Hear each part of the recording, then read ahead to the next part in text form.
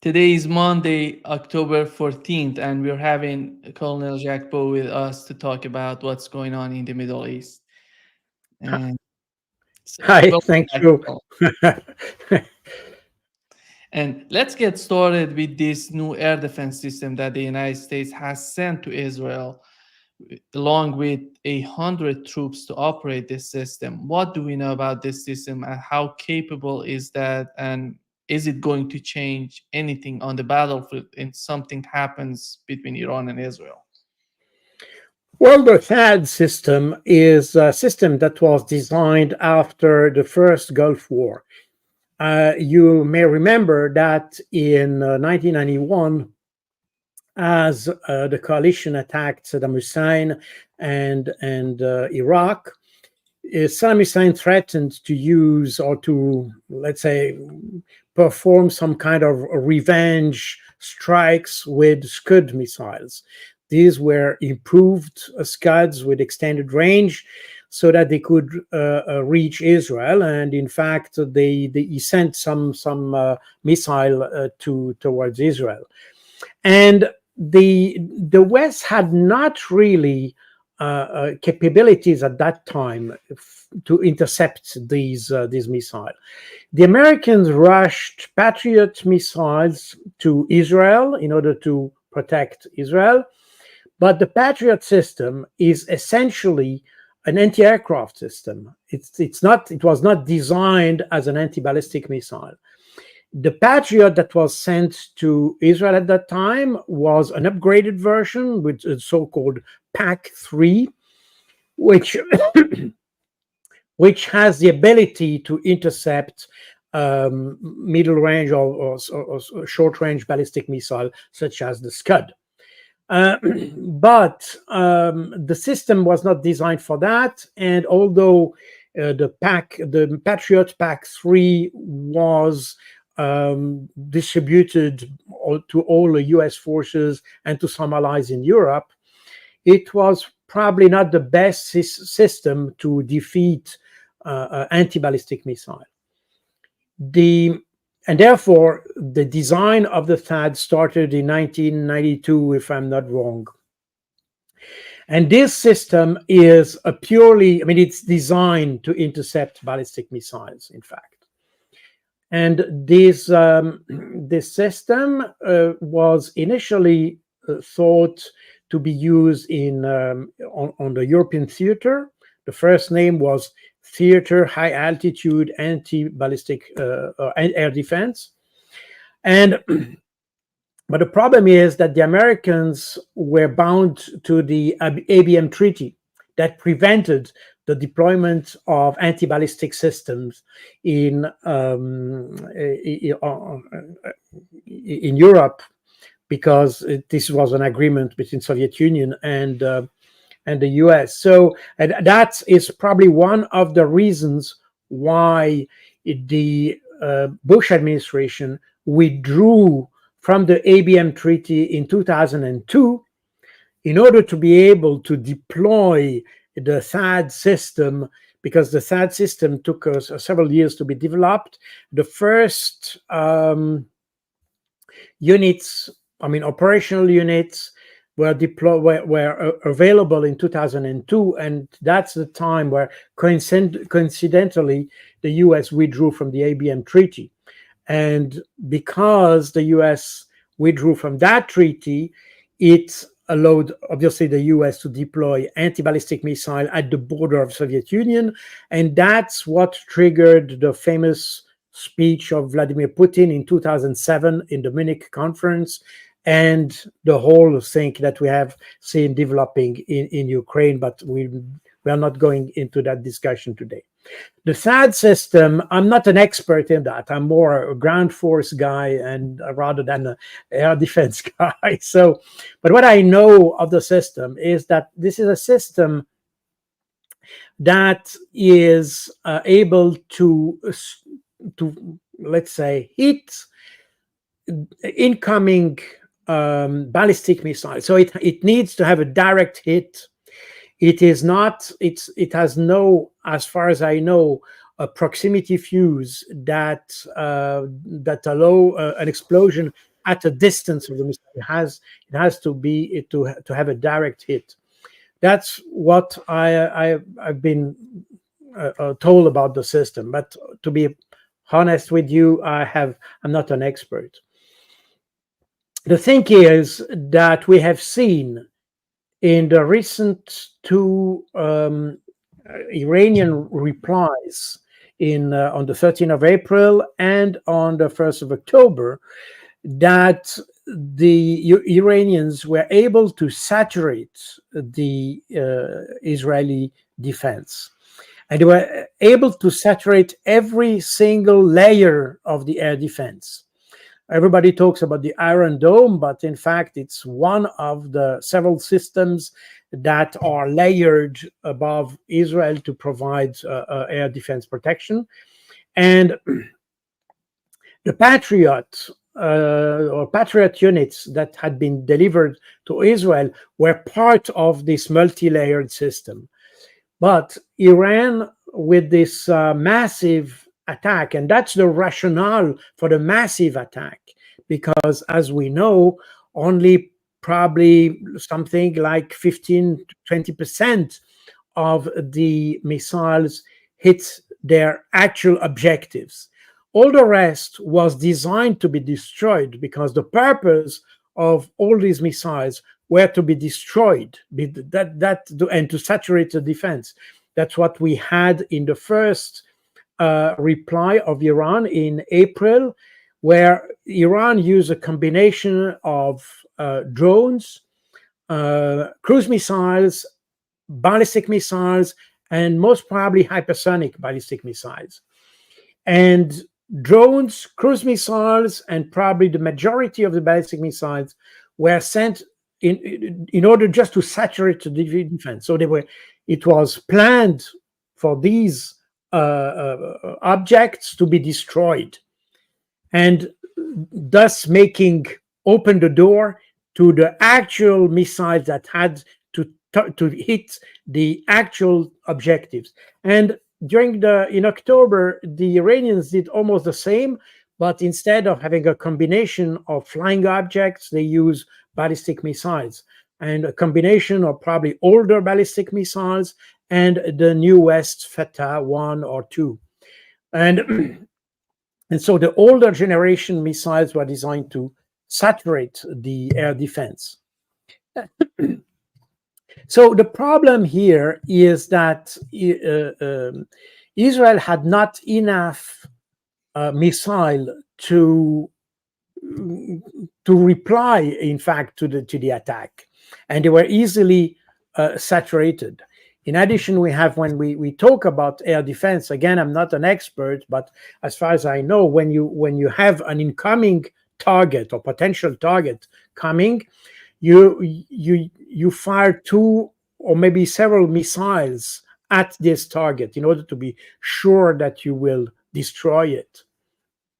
Meaning that if you have an attack with, let's say, 100 missiles or ballistic missiles, the air defense will shoot 200 air defense missiles in order to be sure to destroy.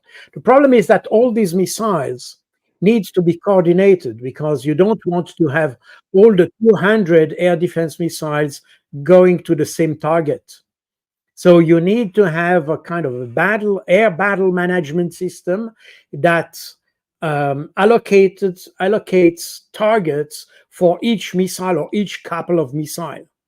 And that's where the saturation starts, because that requires a very high capacity of calculation. I mean, in terms of data management. And so the saturation is not just simply the saturation of the systems, it's also the saturation of the battle management systems. So meaning that apparently the Israelis were overwhelmed by the two Iranian attacks, and having additional systems may help in the sense that it adds to the number of air defense missiles, but at the same time, it makes the battle management more complex, because then instead of managing like 4 different air defense systems, you have to manage 5 systems and allocate targets to a greater number of missiles, but also a greater number of systems that are able to hit the target at different altitudes. So obviously, it's an additional capability for Israel, and it will probably help to bridge the gaps, because I assume that after the 2 attacks that Israel had in April and October, that probably depleted a large part of their anti-aircraft or anti-air defense missiles. So the THAAD is a good way probably to bridge, at least partially, the gap that results of these the Iranian attacks. Whether it will be a game changer, I have some doubts.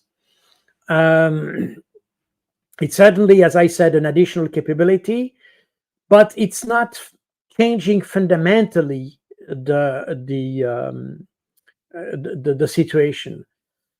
If we look at the battlefield in Ukraine, even if most people look at the battlefield and saying you have drones and missiles and all that, the real conclusion we can make when we observe the Ukrainian theater is that the real problem of the battlefield is not the number of weapons you have.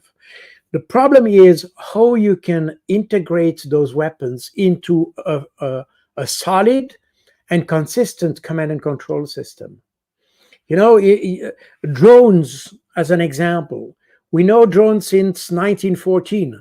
That's the first time that somebody thought that they could use a guided aircraft, and that was more than a century ago.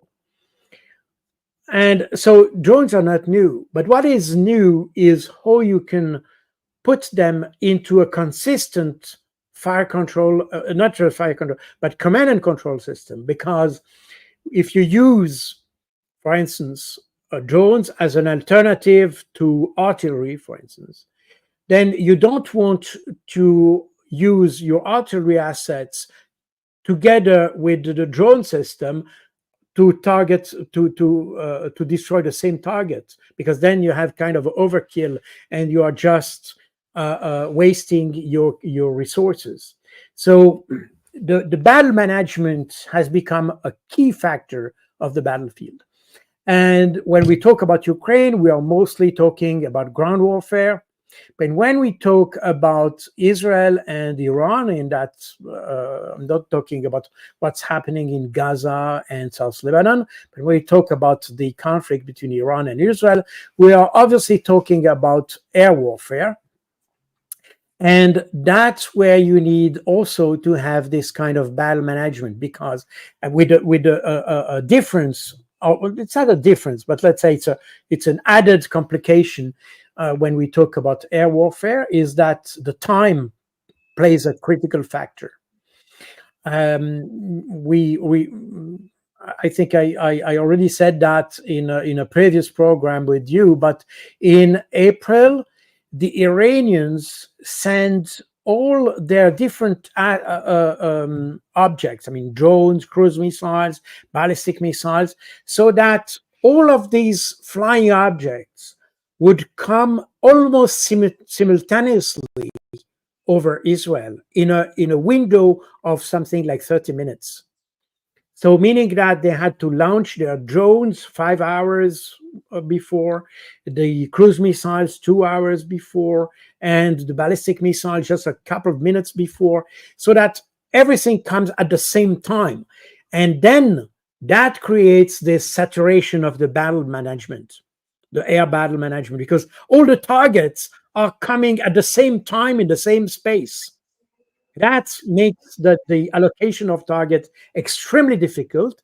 And since ballistic missile reach the target since in a few seconds, your battle management system is very easily saturated. And that's the critical aspect. Now, if you add a new system to that, I mean, I'm certainly not the only one to think about these problems, and you probably have a lot of experts struggling in Israel to find solution to this problem, because obviously, but this is a key factor in understanding what could happen, and this is certainly a non-trivial problem for the Israeli defense forces. So um, I'm very let's say I don't know. I don't have a crystal ball, and I'm not, as I said again, I'm not an expert in air warfare, but I suspect that the problems are much broader than simply providing a few additional missiles. And the I'm not sure the THAAD was designed to operate in an environment in which you have a rain of ballistic missiles. And again, I don't know. I don't want to suggest that it's ineffective. It it will probably be effective. I don't know, but this is the key problem. That's for the reason why I am very, let's say, cautious in assessing that as a game changer, because yes, you provide additional capabilities, but you provide also additional problems, and these problems are key. And as I said, they are not only key in the mere technological aspect, but also in the, if you take the time factor, it's extremely tricky to solve the problem.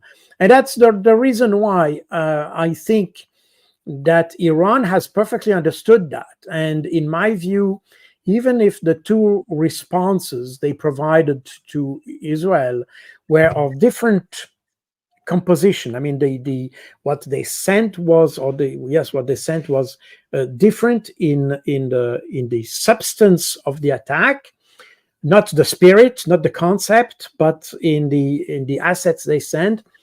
They tried. They wanted to send a kind of deterrent message, because that's the name of the game. But at the same time, they tested the Israeli capabilities. And that's probably the explanation for the different patterns of attack. And in my view, again, I don't know, but if Israel responds with in a disproportionate way, we might well have the Iranian response that will just increase in size. Because at the end of the day, the problem is not whether you have the biggest bomb or the biggest missile or things like that. The problem is how you can defeat the defense system.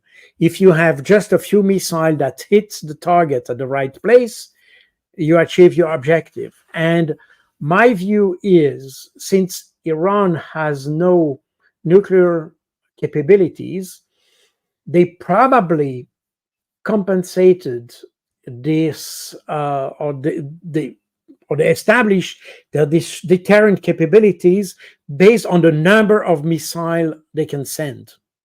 And the number of missiles is a key factor, because we have seen twice that Israel was overwhelmed by the number of missiles. If we assume that Iran learns the lessons of the two first strikes and send an even bigger, massive, or even more massive strike, Israel would not be able to reply, even with the THAAD or things like that. Again, if a missile needs a direct hit to have a success, That means that you cannot have two kills for one shot, you know. So meaning that I'm not sure. This is certainly a political gesture from the United States, because the THAAD is a system that is operated by the US in key areas, South Korea, in Europe, and things like that. So it's a political gesture, but I'm not sure it adds in the effectiveness of the Israeli capabilities. That's my view, again, with my non-expert view on that. And the other question would be the way that the foreign minister of Iran was responding to this policy on the part of Washington. The foreign minister said that if you put your troops in Israel, they're going to be the target of the next attack. And here is the question: how, because we know this system is a new system, Israelis don't know how to operate this system. There has to be some sort of aid from the United States. And as we know, 100 troops went there to operate this system. Do you think it's a message on the part of the Biden administration that they don't want to escalate the situation between Iran and Israel, or we can understand it as they are all in for the conflict with Iran? Well, I think Iran has never wanted to have a conflict with Israel, point one, and B, they never aimed at having an extended conflict, a regional conflict. And C, they certainly don't want to have a direct confrontation with the US. So that, I think, must be clear. The Israel needs some kind of extension or regionalization of the conflict, because they want to have a larger involvement of the Western powers to help him, because Israel has obviously difficulties on all theater where it's involved. So they want to have this Western involvement, and that's the reason why Iran is, for Israel, Iran is their best enemy, if you want, because that's exactly the kind of enemy that can attract the interest of Western powers, especially US. Now, Iran has shown on both occasions, in April and in October, that it is extremely cautious in designing and calibrating the response, and in avoiding to send the wrong message. And on both occasions, we know that Iran tried to get in touch, or to have, let's say, contact with the Americans indirectly, in order to point out that they don't want to extend and to enlarge the conflict. They don't intend to destroy Israel.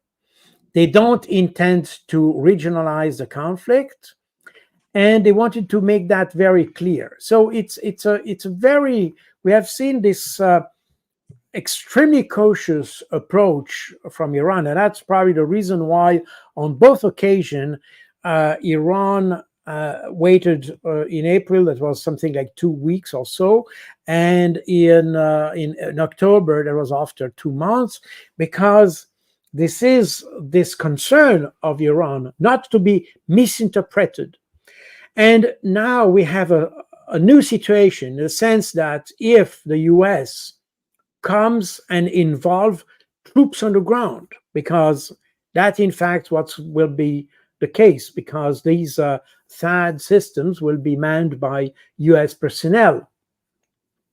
And then Iran has to inform US that they don't expect to shoot at US troops, but if you put yourself on the just close to the target, then you have also the risk to be hit.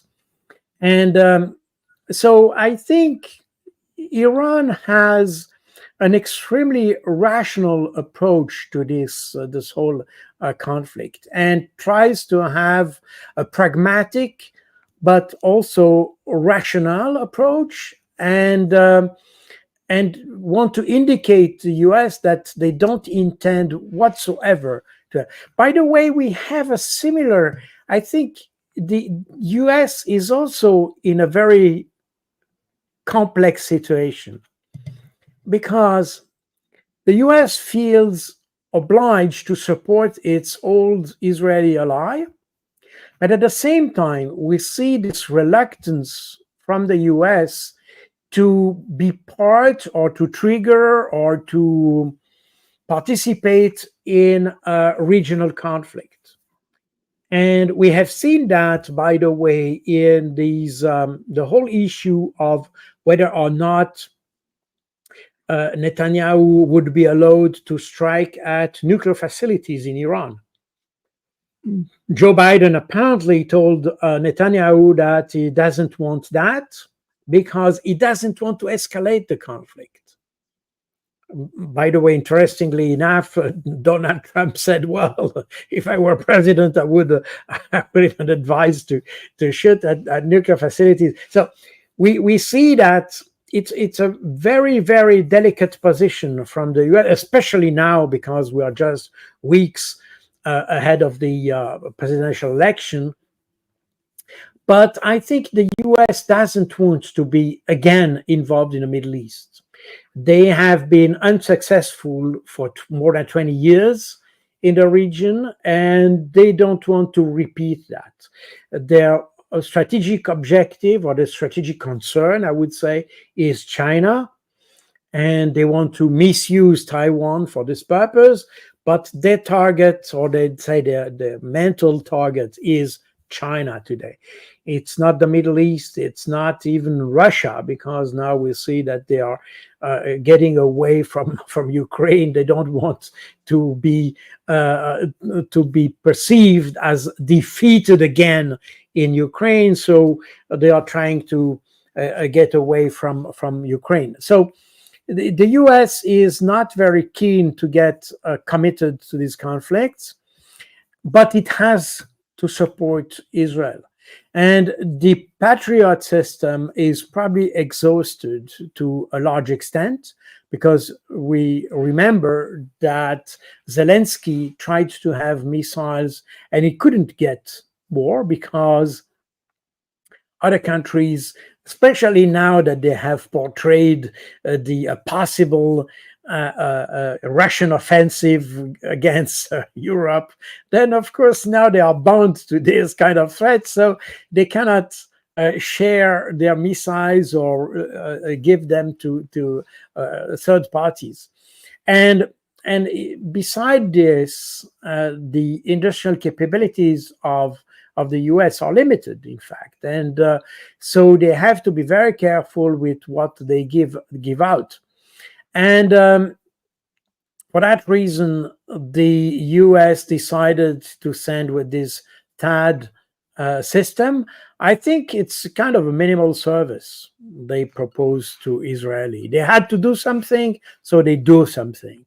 But I'm not sure they are very convinced about the effectiveness of what they send.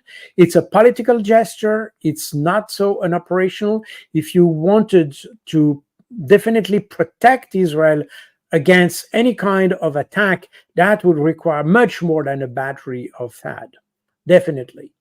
So I think we have to see that just as a political gesture, and Iran understands that and doesn't want to have more inflammatory rhetoric against the US, and tries to calm down.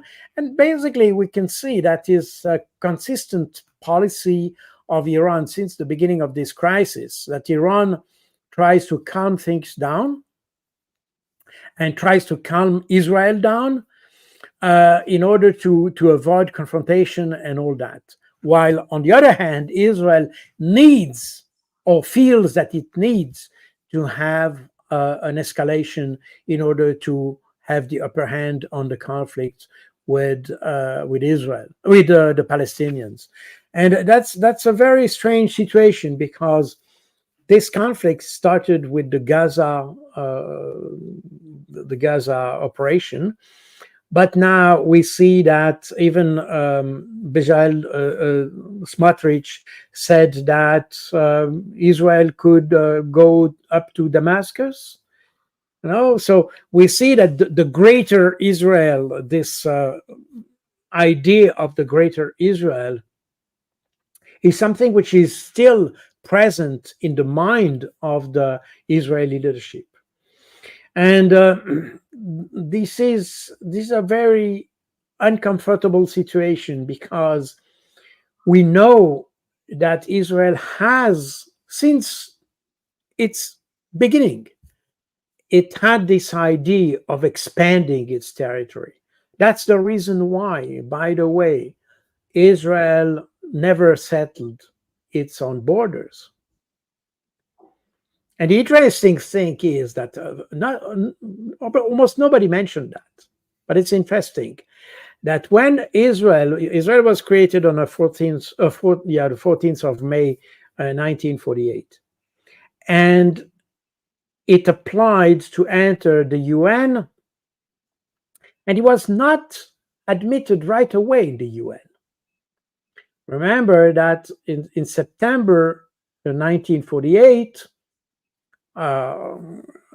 it's almost the adversary now. It was end of September 1948.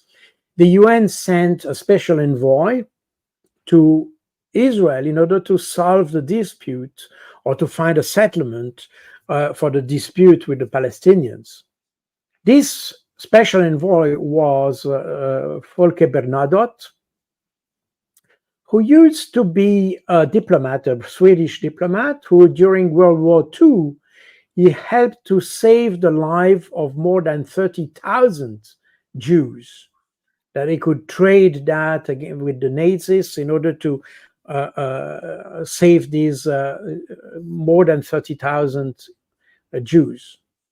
But when he arrived in Israel in 1948 to find a kind of mediation activity, he was just assassinated by the Israelis, simply. And that was definitely considered as an act of terrorism.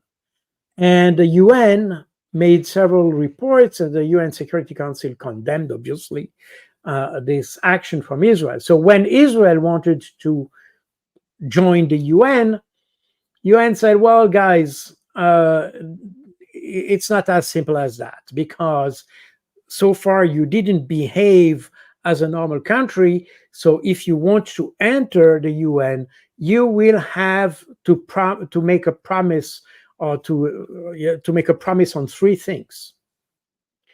And these three things, they were declared. It was a declaration that was made in 1949 by the Israeli government. Was on 3 points.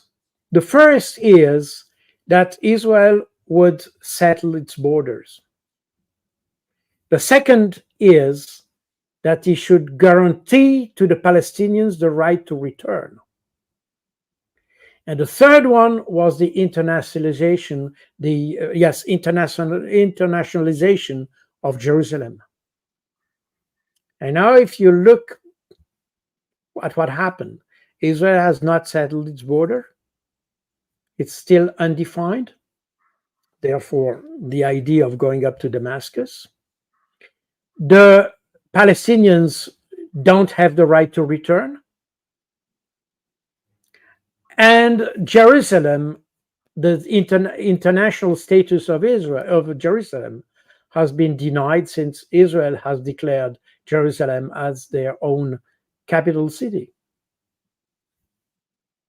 So, and these three promises were not just promises.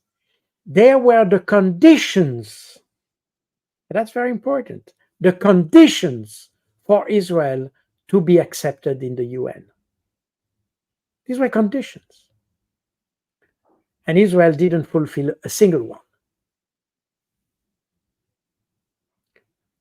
That means that if somebody would really go by the book, he would say, you didn't fulfill your promise.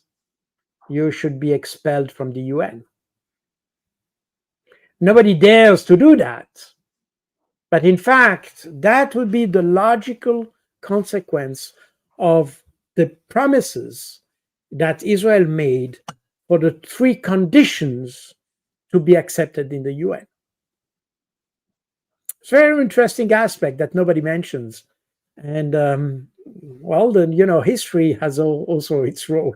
Anyway, so Israel has no borders, and that, in fact, is a key factor in Israel's security policy and foreign policy, because since it has no borders, it can claim any kind of border. That's exactly what happens with Lebanon. And that's exactly the reason why that's, in fact, the rationale for the existence of Hezbollah. Hezbollah was supposed to be disbanded after the THAAD agreement in 1979. That was an internal agreement with all the factions at the end of the civil war in Lebanon. And the rationale behind the THAAD agreement, that in fact asked for the disbandment of all armed factions and to give the authority to the official government of Lebanon. And but the rationale for that was the departure of external powers and occupying powers. And that's exactly what Hezbollah said. They said, well, we will abide by the THAAD agreement as soon as the territory of Lebanon will be free from occupation. So the occupation, in fact, is the keystone of the presence of Hezbollah. And the resolution we mentioned several times, those times, the 1701 resolution of the UN that asks for the dismemberment or the disbandment of all armed factions in Lebanon. And some say, well, but Hezbollah doesn't respect the 1701 resolution. But the 1701 resolution is based on the THAAD agreement, in fact. So there is a rationale for Hezbollah to say, we'll disband as soon as our territory will be free from occupation. The problem is that nobody has taken all the steps to force Israel to comply with international law and to comply with the obligation of getting out of the occupied territory, both in Palestinian area and in the Syrian area, because I remind you that the Golan is still considered as a Syrian territory, even if it's occupied by Israel, and the Sheba farms and other lot of smaller territories along the border between Israel and Lebanon. All these small territories are also part of the Lebanese territory. So we come always to the same point. And that's the tragic of this whole situation, is that Israel has never abidden by its obligation towards the international law. Israel has always disregarded international law. In every circumstances, it's considered that international law is not in tune with its own national interests, and therefore it doesn't feel obliged to comply with the international law. So we are in a situation where, in fact, and I'm speaking as a former head of the policy and doctrine in the peacekeeping operations of the UN. In fact, in such a situation, we should have coercive measures. I mean, the UN should take coercive measures towards Israel to oblige Israel to abide by the international order, the international law. Sorry, not order, but law.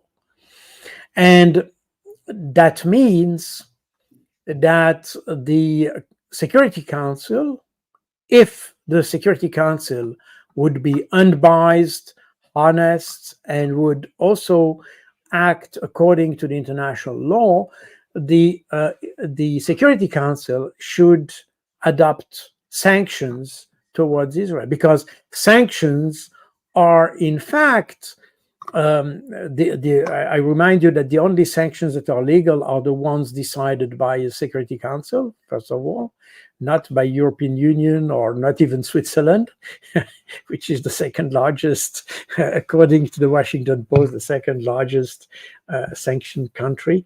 So the Security Council has this tool, and this tool was precisely designed to coerce countries that don't want to apply the international law, and that's the purpose of the sanctions, as they are. These are coercive measures defined in Chapter 7 of the Charter of the United Nations, and they are designed for this. This is the way they are. The rationale for having those coercive measures. So we are in a situation that, in fact, we have allowed this situation to develop, not only towards the Palestinians, but towards all countries in the region. And we have always allowed a little bit, and then a little bit, and then another little bit, another little bit. And at the end of the day, we have a country that feels completely they feel that it has impunity, in fact, for everything it does, and it allows itself to do everything because nobody will say anything. We have all these actions against Gaza, and in fact, with the exception of South Africa and a couple of countries that joined South Africa in the complaints towards the International Court of Justice, but most Western countries just accept this behavior of Israel.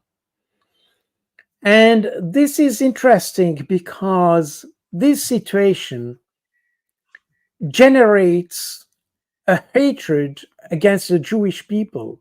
And we see that every day increasing in Europe, that you have more and more anti-Semitic acts against the Jewish population, even if they are not directly involved. I mean, even if some may support Israel, but a lot of Jews don't support Israel, especially in Europe. But still, they are subject to anti-Semitic acts. And the reason is that since there is this sense of impunity of Israel, that it generates a sense of injustice, and people tend to make justice by themselves. We have this kind of situation developing now in the West, especially in Europe.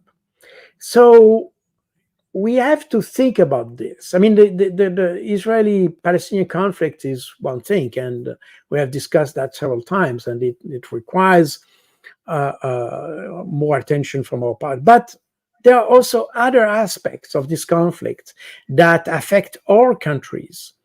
And we need to be aware of that, because if it continues that way, and if the conflict escalates, and if we have, if we can see or witness new atrocities,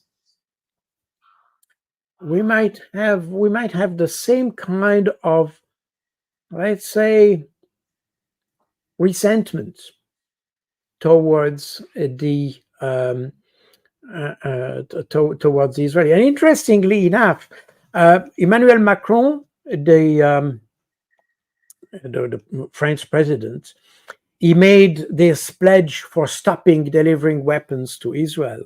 But it's interesting to read his quote when that he made on the 5th of October when he pledged to stop supplying weapons. He said, "You can't fight terrorists by sacrificing a civilian population. There is a resentment building up, a hatred that's fed by this." And that's something we should, I think this is one of the few things Emmanuel Macron has said that was, that makes sense, because, but that's very interesting, because that means that people start to realize that the injustice that develops in the Middle East reflects on the way we look at the Jewish minority in our countries. And trying to justify the crimes of Israel is just a way to enhance anti-Semitism. It's not, and it's interesting, because if you listen at Jewish intellectuals in France, especially, because in Europe, France is the largest Muslim country and the largest Jewish country at the same time. In any case, when you listen at French Jewish intellectuals, they tend to justify what Israel is doing. And even recently, you had this case with the Israeli army shooting at UN position in South Lebanon, and you have Israeli intellectual trying to justify this. They question, why is UN interfering with Israel? And UN peacekeepers are just the expression of international law. It's the armored hand of the international law, if you want.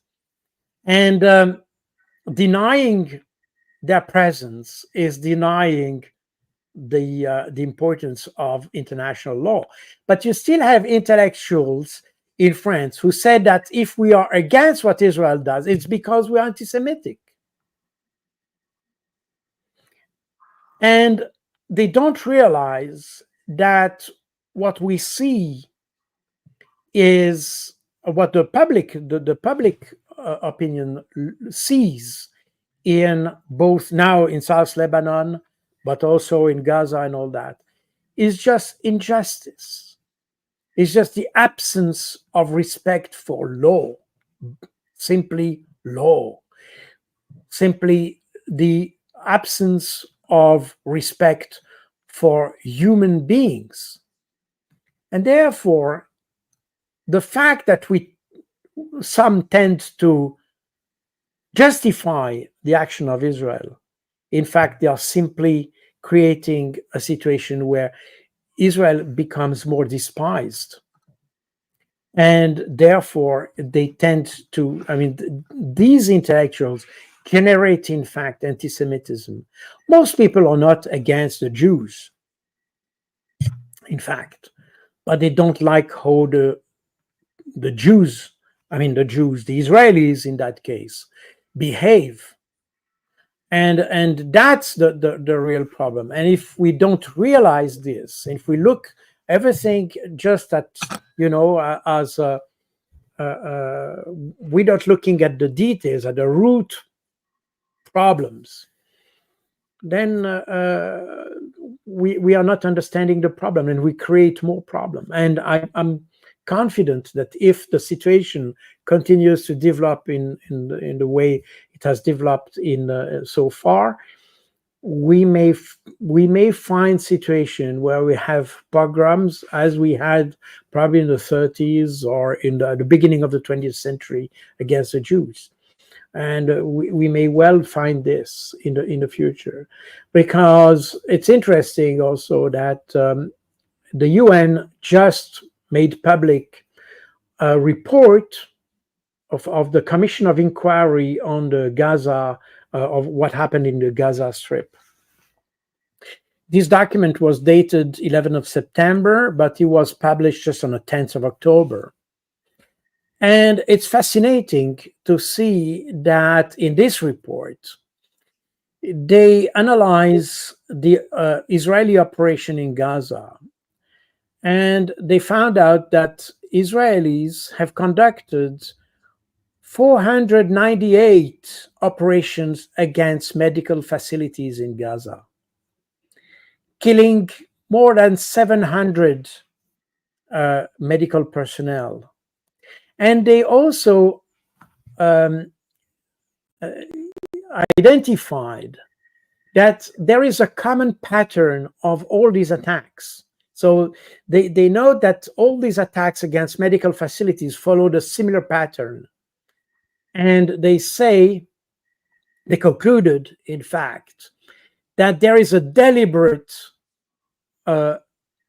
intent to destroy the medical facilities and medical institutions in Gaza. And we have the same pattern repeating in Lebanon today, And again, when you see that, and of course, this was not reflected in the Western media, by the way, the publication of this report. I think no media mentioned that. But when we see what's happening everywhere now in Lebanon, that again, hospitals are deliberately targeted, as well as refugee camps and things like that. How can we accept that? Because all countries know that, even if it's not in the media, countries know that, because diplomats and all the diplomatic missions have received these documents, meaning that we know that it happens. But nevertheless, nobody says anything. So that is something that is extremely disturbing. When we talk about Lebanon, people have the feeling that it just started 2 weeks ago. But in reality, it started well before. And I don't want to come back to the 70s or so. But if we just take the Israeli actions since the 8th of October 2023 up to now, the Israelis killed more than 2,000, something like 2,200 civilians. They had more than almost 10,000 strikes against population in Lebanon, in South Lebanon. So we see that history repeats itself. This disregard of human life and the total absence of discrimination between military objectives and civilian objectives, that's what we have seen in Gaza, repeats itself in Lebanon. And this is the inaction we had towards when we were talking about Gaza in the last year. We will have the same discussions about Lebanon, but there is a fundamental difference. Fundamental. It's not fundamental. Gaza is an occupied territory, and you could say it's not a sovereign state, even though the Palestinian state is a political entity and is recognized as the UN as a political entity. But when we talk about Lebanon, it's a sovereign country. Now, it's interesting to see when we see the reports in the Belgian media or French media, they show the tunnels and all that, and they tend to present these tunnels as a kind of subversive type of activity. But in fact, it just demonstrates that the Hezbollah was prepared to defend itself against an invasion, because by definition, static installation fortifications, bunkers, tunnels, trenches, and this kind of equipment is purely defensive. You cannot use that for offensive. So, in fact, what Israel is showing us is that they are attacking a country that tries to defend itself against the only aggressor in the region.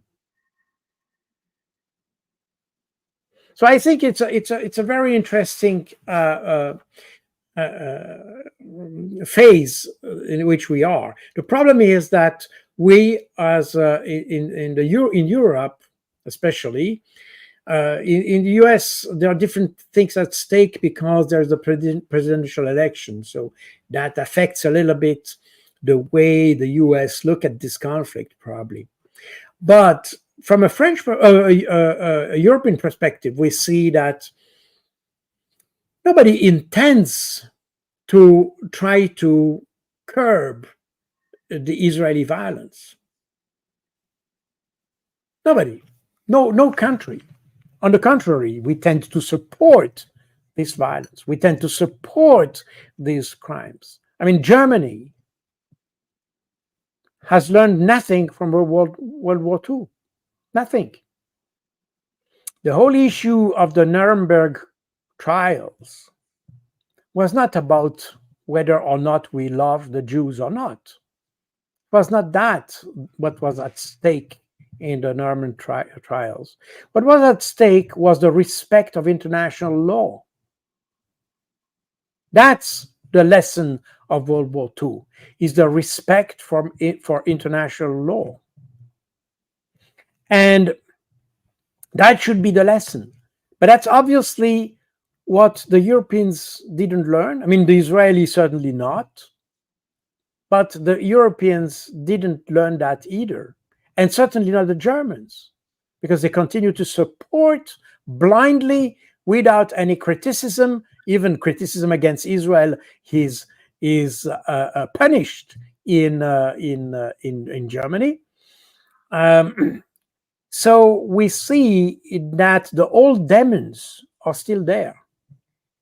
They are still applying the same principles that led to the fall of the Third Reich.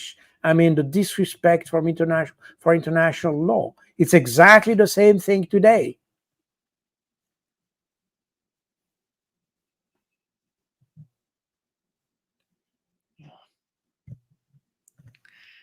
Well, to wrap up this session, we know that Russia right now is in Syria. We've seen these big airplanes going to Syria. It seems that they're transferring some sort of weapons to Syria. They're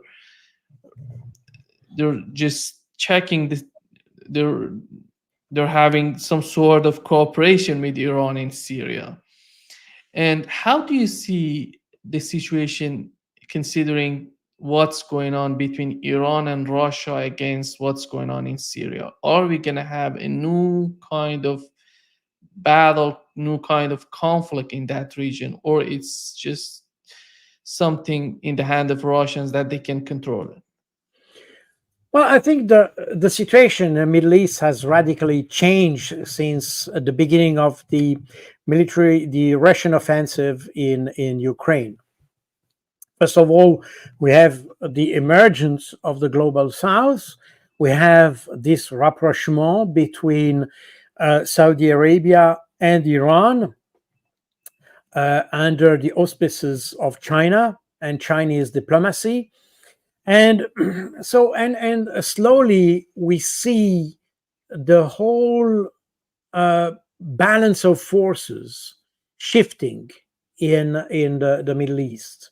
We have seen recently that Saudi Arabia has refused to intervene in any way in the possible exchange of missile that could happen between Israel and Iran. And we see that Saudi Arabia has maintained, I mean, since it has resumed diplomatic relations with Iran, Saudi Arabia has apparently no intent to change course. They have resumed diplomatic relation with Iran, and they want to maintain that. I mean, they are aiming at regional stability together with other Arab states of the region, and so that's something new in this context. The We have to remember that as the U.S. intervened in Iraq in 2003, it created an imbalance in the region, and Saudi Arabia felt threatened because, in fact, with the toppling of Saddam Hussein, Saudi Arabia was suddenly surrounded by Shia country. And that created a situation of discomfort for Saudi Arabia. But today, apparently, things have been returned to kind of normal. And Saudi Arabia has understood that, in fact, the time is not for religious competition and things like this. And we have to think about cooperation. And we can say that this old Soviet, at the time, Soviet idea, and today Russian idea of security by cooperation is developing in the Middle East. Instead of security by confrontation, as Israel still contemplates the situation, we have a security by cooperation that develops among let's say, Muslim states. That's the first thing. The second thing is that Russia, as other countries of the BRICS, are also keen to keep the stability of the Middle East region. They don't want to have any kind of destabilization. That's the reason why we have many efforts of the Chinese, Russian, Saudi, Indian diplomacy trying to find solutions and try to, let's say, encourage dialogue in the region.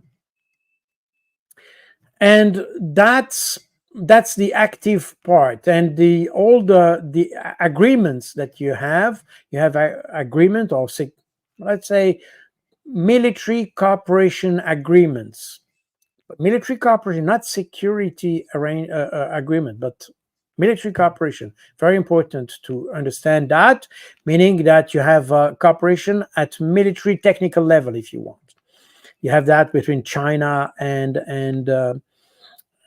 Saudi Arabia. You have that between Russia and Iran, and that includes the delivery of system, for instance, electronic warfare system, jamming equipment, but also apparently anti-missile, anti-aircraft system like S-400 or things like that could be delivered to Iran.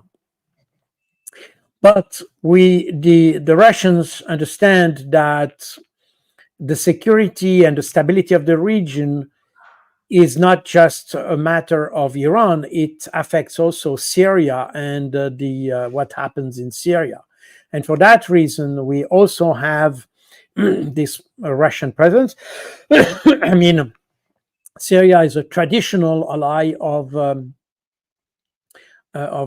Russia, and therefore these ties are maintained.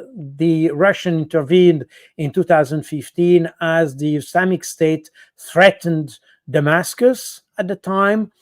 And by the way, as John Kerry confessed, the advance of the Islamic State had been allowed, between quotation mark, had been allowed by Western countries. They didn't strike at the ISIS because they wanted ISIS to reach Damascus and provoke the regime change that they expected. So that's why, in fact, the West, they probably not, I don't know if they helped ISIS, but they deliberately didn't attack ISIS as it was threatening Damascus. And that's for that reason that in September 2015, the Russians had to intervene.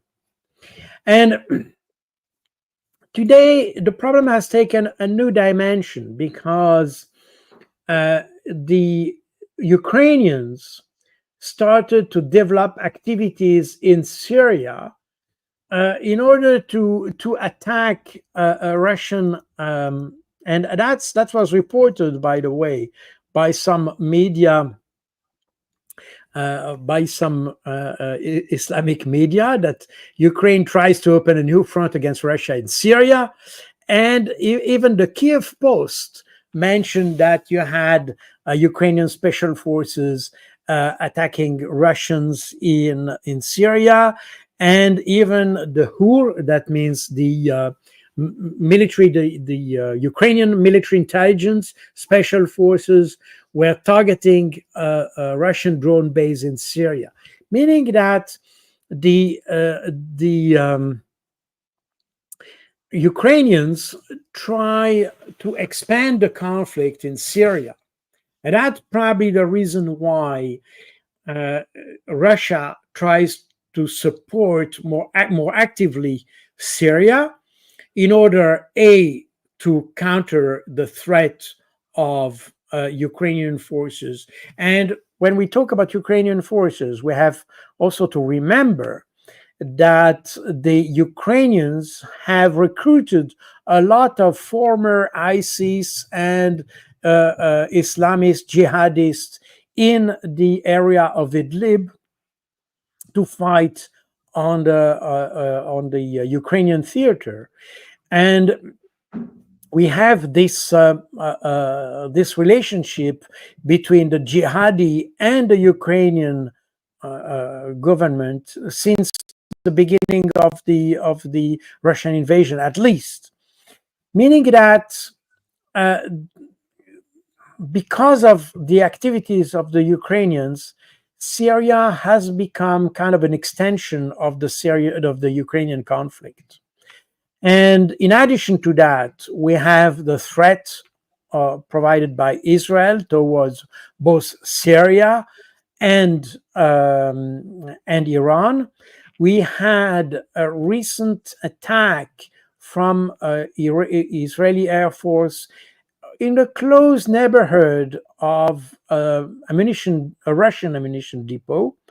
Apparently, this depot was not hit by the Israelis, but the attack was very close, meaning that it was kind of a message, you could say. And so the Russians feel that the heat is growing in Syria. Remember what I just said, that Bezalel Smotrich said that Israel could expand up to Damascus. So we have different factors that, let's say, are kind of incentive for Russia to be more involved in the region. A, to protect its own forces that are based there, but also to support the Iranian government and the Syrian government, because they are the ones who can create some kind of, let's say, that are the only country that can provide some kind of or stabilize any attempt from Israel to attack. They can act as a deterrent force against Lebanon. Syria had been involved in Lebanon also because of the presence of Israel in Lebanon. I'm not sure that this Syrian presence was very well received, but I think today it would probably welcomed. Remember that as Syria had to fight against jihadi, the Hezbollah offered to help the Syrians against these ISIS on Syrian territory, and you had units, Hezbollah units, fighting alongside the Syrian armored forces against jihadi, meaning that the Hezbollah helped Syria. It would be it would make sense, let's say, that Syria would help the Lebanese as to return the favor that Hezbollah has done in 10 years ago. So the role of Russia is probably to harmonize and consolidate these informal alliances that are in the region in order to counter the aggressiveness of Israel in the region. And by the way, supporting there's something nobody mentions, and I think again, this is in my former capacity as head of policy and doctrine of peacekeeping operation that I can speak that, but the issue of Hezbollah supporting the Palestinians is something that can be justified from an international law perspective as the responsibility to protect. And you know, the responsibility to protect is three-pronged system. The first is that every country should be has the obligation, in fact, to protect the population under its responsibility.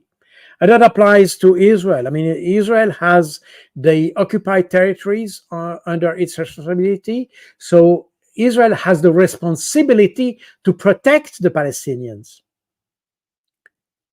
It has to protect its own population. This is true. But it has also to protect the Palestinians under international law. That's very important because this is the occupying power. And if that fails, or if not sufficient, then you may have you may have countries that help to support the population by different means, and if this fails, then you have the obligation to intervene, to act. And that's exactly what Hezbollah is doing, because the rationale for the Hezbollah to intervene is because other countries, such as Jordan, United States, France, Germany, Switzerland, Egypt, whoever, didn't do anything in favor of the Palestinians. And not just before the 6th of October 2023, but in the last decades or so.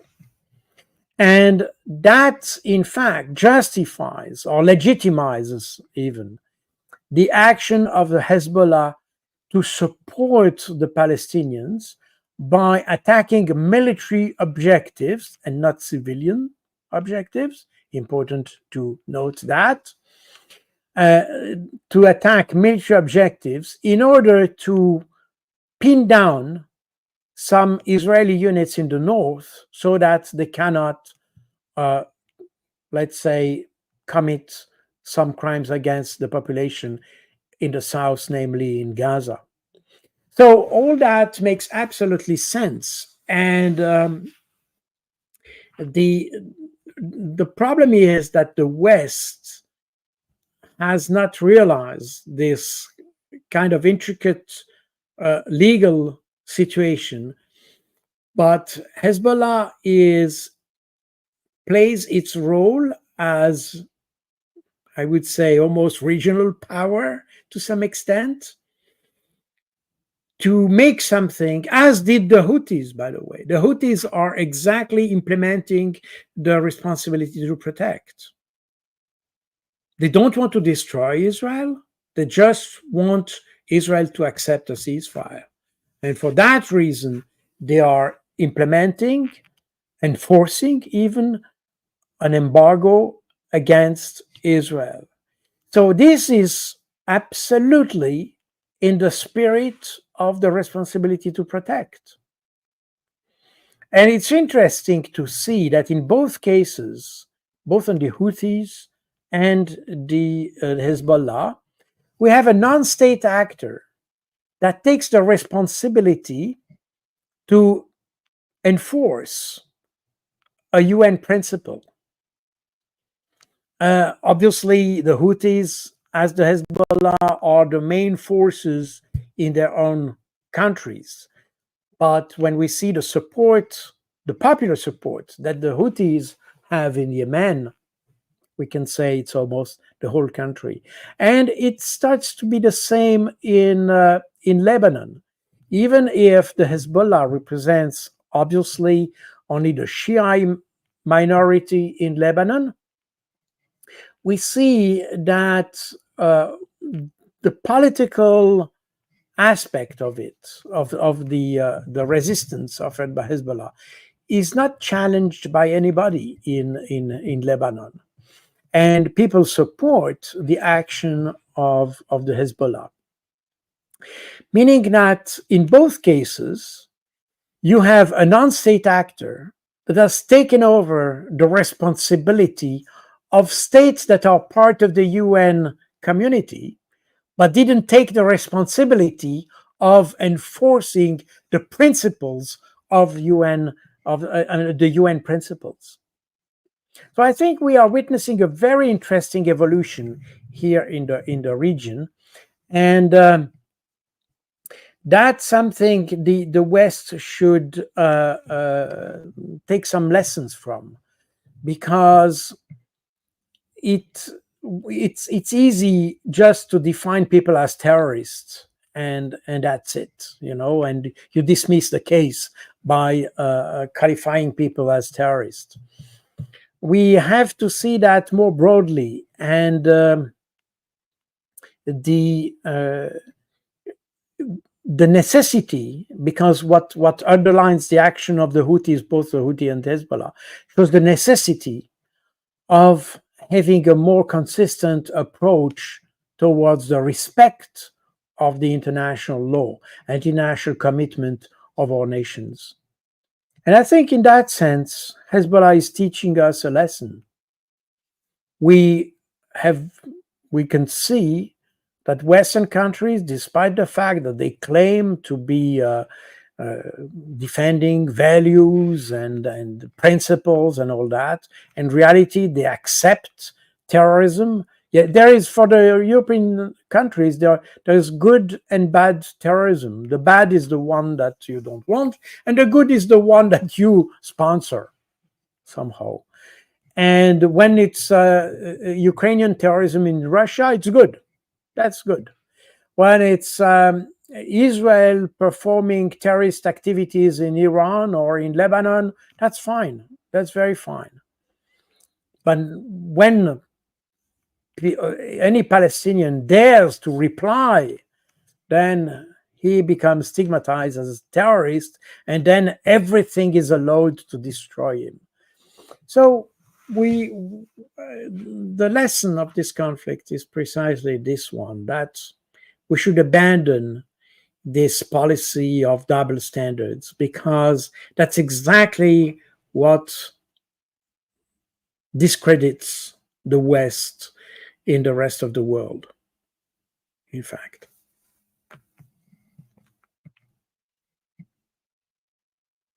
I don't hear you. Thank you so much, Colonel. Sorry. For being with us today. Great pleasure as always talking to you. That's my pleasure. Thank you very much. Thank you for inviting me. Great pleasure.